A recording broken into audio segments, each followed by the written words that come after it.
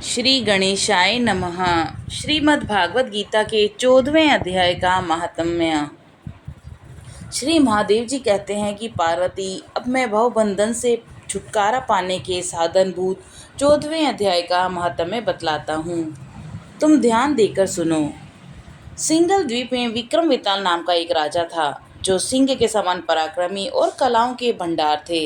एक दिन वे शिकार खेलने के लिए उत्सुक होकर राजकुमारों सहित 2 कुतियों को साथ लिए वन में गए। वहां पहुंचने पर उन्होंने तीव्र गति से भागते हुए खरगोश के पीछे अपनी कुतियां छोड़ दी। उस समय सब प्राणियों के देखते देखते खरगोश इस प्रकार भागने लगा मानो कहीं उड़ गया हो। दौड़ते दौड़ते बहुत थक जाने के बाद वह एक बड़ी गहरी गड्ढे के अंदर गिर गया। गिरने पर भी वह कुतिया के हाथ नहीं आया और उस स्थान पर जा पहुंचा जहां का वातावरण बहुत शांत था। वहां हिरण निर्भय होकर सब और वृक्षों की छाया में बैठे रहते थे। बंदर भी अपने आप टूटकर गिरे हुए नारियल के फलों और पके हुए आमों से पूर्ण तृप्त रहते थे। वहां सिंह हाथी के बच्चों के साथ खेलते और सांप निडर होकर मोर की पांखों में घुस जाते थे। उस स्थान पर एक आश्रम के भीतर वत्स नामक मुनि रहते थे, जो जितेंद्रिय एवं शांत भाव से निरंतर गीता के 14वें अध्याय का पाठ किया करते थे। आश्रम के पास ही वत्स मुनि के किसी शिष्य ने अपना पैर धोया था। ये भी 14वें अध्याय का पाठ करने वाले थे। उसके जल से वहां की मिट्टी गीली हो गई थी। खरगोश का जीवन कुछ शेष था। वह हाँफता हुआ आकर उसी कीचड़ में गिर पड़ा। उसके स्पर्श मात्र से खरगोश दिव्य विमान पर बैठकर स्वर्गलोक को चला गया।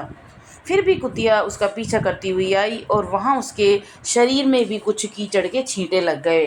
फिर भूख प्यास की पीड़ा से रहित हो कुतिया का रूप त्याग कर उसने दिव्यांगना का रमणीय रूप धारण कर लिया तथा गंधर्वों से सुशोभित दिव्य विमान पर आरूढ़ होकर वह भी स्वर्गलोक को चली गई। यह देखकर मुनि के मेधावी शिष्य स्वकंधर हंसने लगे। उन दोनों के पूर्व जन्म के वैर का कारण सोचकर उन्हें बड़ा विस्मय हुआ था। उस समय राजा के नेत्र भी आश्चर्य से चकित हो उठे।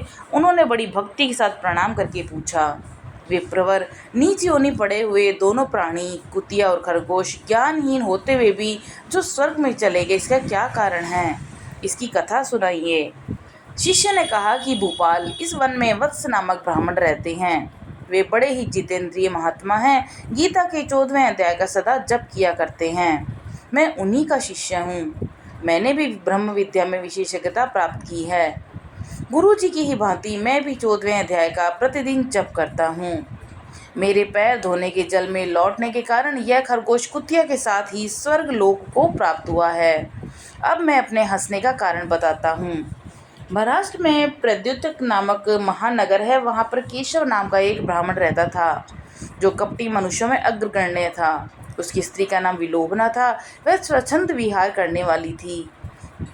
इससे क्रोध में आकर जन्म भर के व्यय को याद करके ब्राह्मण ने अपनी स्त्री का वध कर डाला और उसी पाप से उसका खरगोश की योनि में जन्म हुआ। ब्राह्मणी भी अपने पाप के कारण कुतिया हुई। श्री महादेव जी कहते हैं, ये सारी कथा सुनकर श्रद्धालु राजा ने गीता के 14वें अध्याय का पाठ आरंभ कर दिया। इससे उन्हें परम गति की प्राप्ति हुई। जय श्री कृष्ण।